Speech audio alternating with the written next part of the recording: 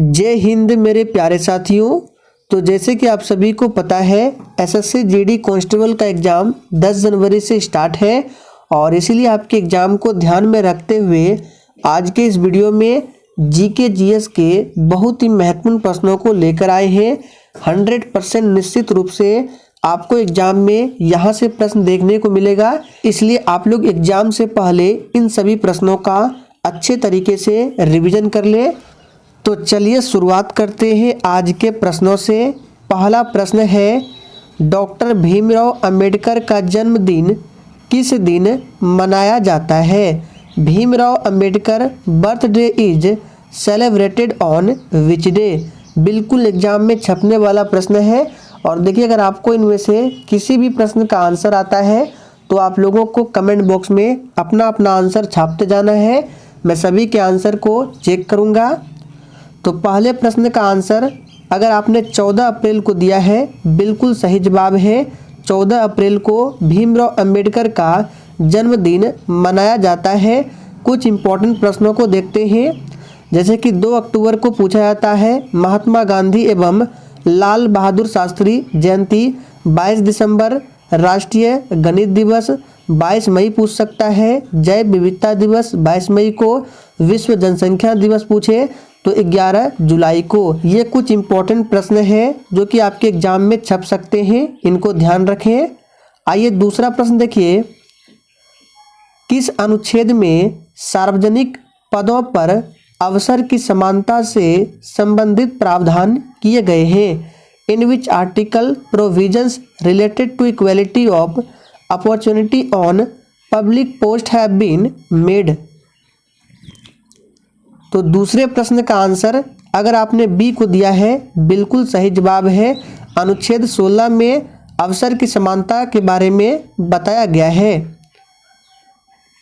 तीसरा प्रश्न है, which is the largest continent of the world? यानी कि विश्व का सबसे बड़ा महाद्वीप कौन सा है? बिल्कुल टॉप लेवल का प्रश्न है। एक भी प्रश्नों को आपको स्किप नहीं करना है, एग्जाम के लिए बहुत ही महत्वपूर्ण है।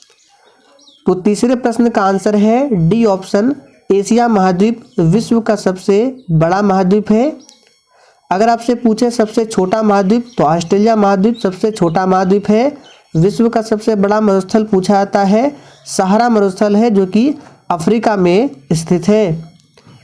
चौथा प्रश्न है, रेड क्लिफ रेखा का निर्धारण कब हुआ था?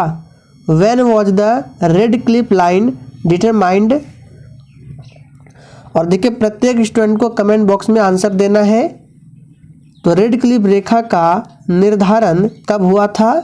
सही आंसर है 1947 में हुआ था।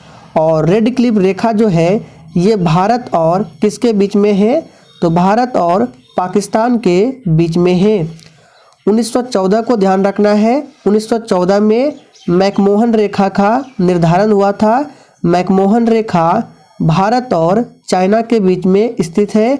डूरंड रेखा पूछा जाता है जो कि पाकिस्तान और अफगानिस्तान देश के बीच में स्थित है।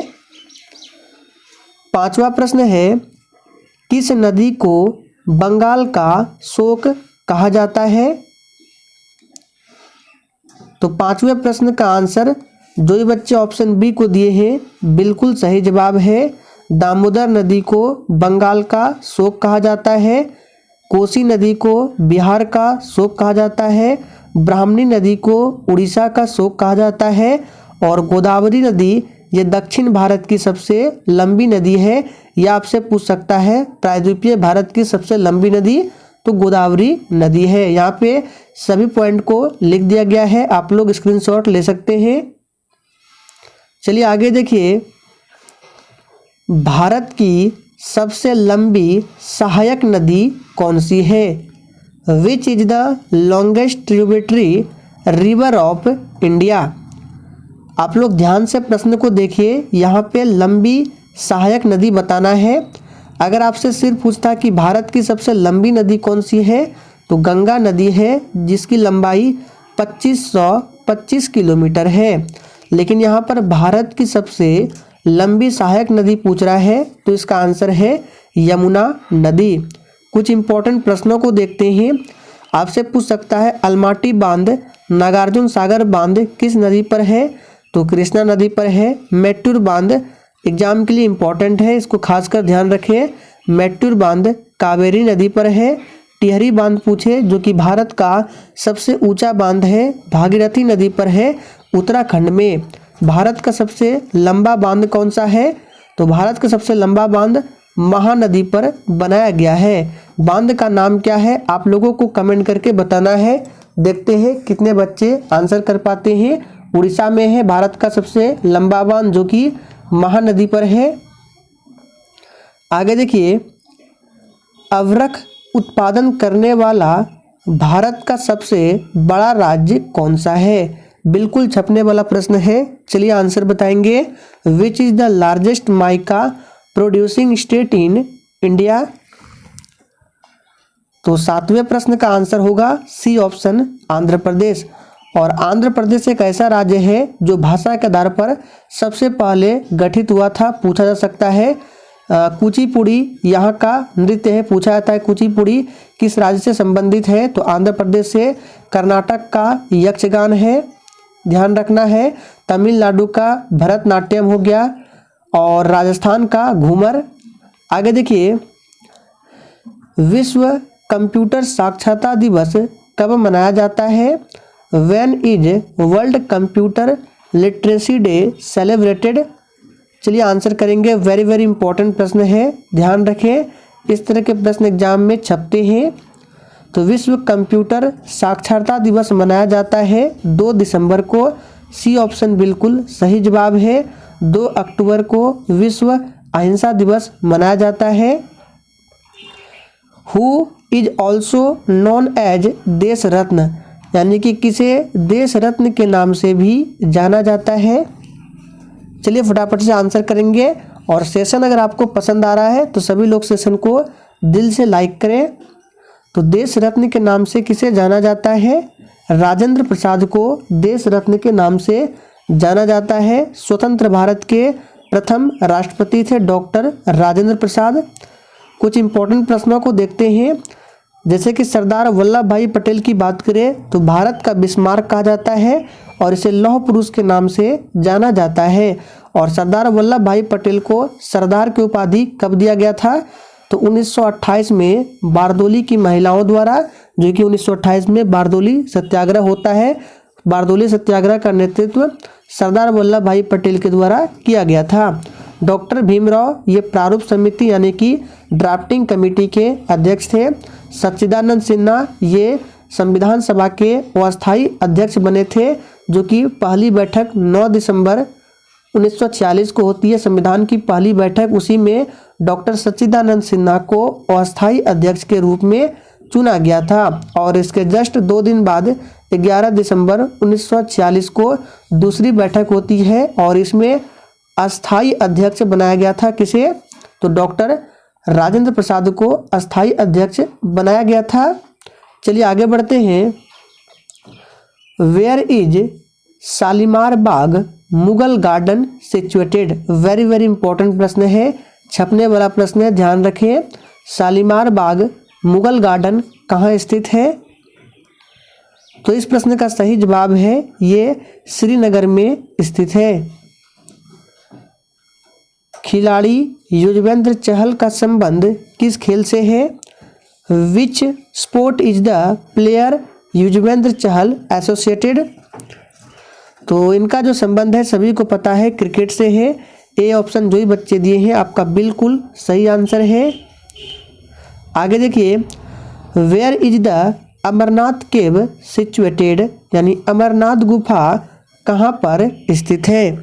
और दोस्तों सेशन के लास्ट में आप लोगों को अपना अपना स्कोर कमेंट करके हमें ज़रूर बताना है कि आप लोगों ने कितने प्रश्नों के सही सही आंसर किए हैं, और बिल्कुल ईमानदारी पूर्वक बताना है।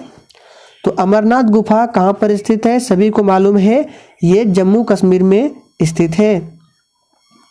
आगे बढ़िए। When was the first session of the Lok Sabha held on, यानी लोकसभा का प्रथम सत्र कब हुआ था, तो देखिए लोकसभा का प्रथम सत्र कब हुआ था, इसका सही आंसर है 1952 में हुआ था। तापमान का SI मात्रक क्या है?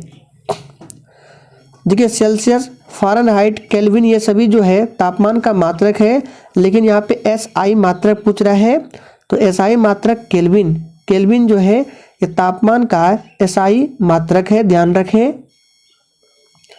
बाल दिवस किसके जन्म दिवस पर मनाया जाता है? चलिए 15 के लिए आंसर बताएंगे। तो देखिए बाल दिवस जो है ये मनाया जाता है पंडित जवाहरलाल नेहरू के जन्म दिवस पर।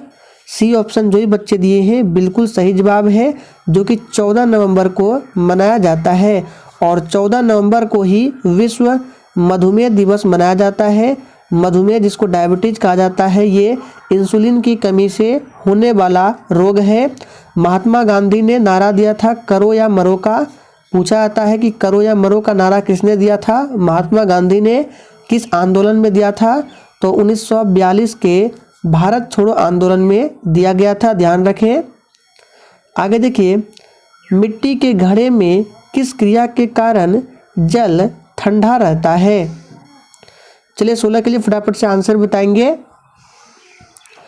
तो देखिए इस प्रश्न का सही जवाब है ए ऑप्शन, वाष्पीकरण। मिट्टी के घड़े में किस क्रिया के कारण जल ठंडा रहता है? तो ये वाष्पीकरण के कारण रहता है। सूर्योदय और सूर्यास्त के समय आसमान में लाल रंग क्यों दिखाई पड़ता है? बहुत ही महत्वपूर्ण प्रश्न है, इस तरह के प्रश्न एग्जाम में जरूर पूछे जाते हैं। तो देखिए इसका सही जवाब है प्रकीर्णन के कारण सूर्योदय और सूर्यास्त के समय आसमान में लाल रंग दिखाई पड़ता है, ध्यान रखें। आगे देखिए, मोनाजाइट बालू में कौन सा खनिज पाया जाता है? तो मोनाजाइट बालू में पाया जाता है कौन सा खनिज? सही जवाब है थोरियम पाया जाता है। जर्मन सिल्वर में निम्नलिखित में से कौन सा तत्व नहीं पाया जाता है? इस प्रश्न पर आप लोग स्टार लगा लें, बिल्कुल छपने वाला प्रश्न है। चलिए आंसर करेंगे। तो देखिए जर्मन सिल्वर में कौन सा तत्व नहीं पाया जाता है? तो बहुत बच्चे इसमें गलत कर देते हैं। जर्मन सिल्वर भले ही है लेकिन इसमें सिल्वर नहीं होता है, बाकी कॉपर, निकेल, जिंक का मिश्रण है, लेकिन इसमें सिल्वर नहीं पाया जाता है। तो इस तरह के कन्फ्यूज करने के लिए प्रश्न आपको दिए जाते हैं। प्रकाश संश्लेषण का अंतिम उत्पाद क्या है? तो देखिए प्रकाश संश्लेषण का अंतिम उत्पाद है ऑक्सीजन। ए ऑप्शन बिल्कुल सही जवाब है। वायुमंडल में नाइट्रोजन का प्रतिशत पूछा जाता है, 78% है। ऑक्सीजन का प्रतिशत 21% के आसपास है। ऑप्शन में आपको 20.98% भी दे सकता है, ध्यान रखें। कार्बन डाइऑक्साइड का प्रतिशत है वायुमंडल में 0.03%। इन सभी को ध्यान रखें। आगे देखिए, गन्ने से क्या प्राप्त होता है? तो देखिए गन्ने से क्या प्राप्त होता है? इसका सही जवाब क्या है? ऑप्शन सी, चीनी। गन्ने से चीनी प्राप्त होता है, ध्यान रखें। किस तत्व की प्राप्ति समुद्री शैवाल के द्वारा होती है? तो समुद्री शैवाल के द्वारा किस तत्व की प्राप्ति होती है? आप सभी जानते हैं आयोडीन। आयोडीन की कमी से कौन सा रोग होता है? घेंघा रोग होता है। आयरन की कमी से एनीमिया होता है, ध्यान रखें इन सभी को। टिक्का रोग किस फसल से संबंधित है? बिल्कुल 1 नंबर का प्रश्न है। चलिए आंसर बताएंगे। तो टिक्का रोग जो है ये मूंगफली से संबंधित है। ए ऑप्शन बिल्कुल सही आंसर है। आगे देखिए, पादप रोगों का सबसे उत्तरदायी कारक क्या है? तो पादप रोगों का सबसे उत्तरदायी कारक क्या होता है? इसका सही जवाब है फफूंदी होता है। सी ऑप्शन बिल्कुल सही जवाब है, ध्यान रखें। थायरॉक्सिन क्या है? तो देखिए थायरॉक्सिन जो है ये एक प्रकार का हार्मोन है। सी ऑप्शन बिल्कुल सही जवाब है। प्रोटीन की कमी से कौन सी बीमारी होती है? तो क्वाशियोरकर। हमने आपको बहुत बार बताया है क्वाशियोरकर बीमारी प्रोटीन की कमी से होती है। सबसे अधिक प्रोटीन सोयाबीन में पाया जाता है, ध्यान रखेंगे। तो दोस्तों जीके जीएस के ये कुछ इंपॉर्टेंट प्रश्न थे जो कि आज की इस वीडियो में कवर किया गया। तो सेशन पसंद आया हो तो सभी लोग सेशन को जरूर लाइक करें।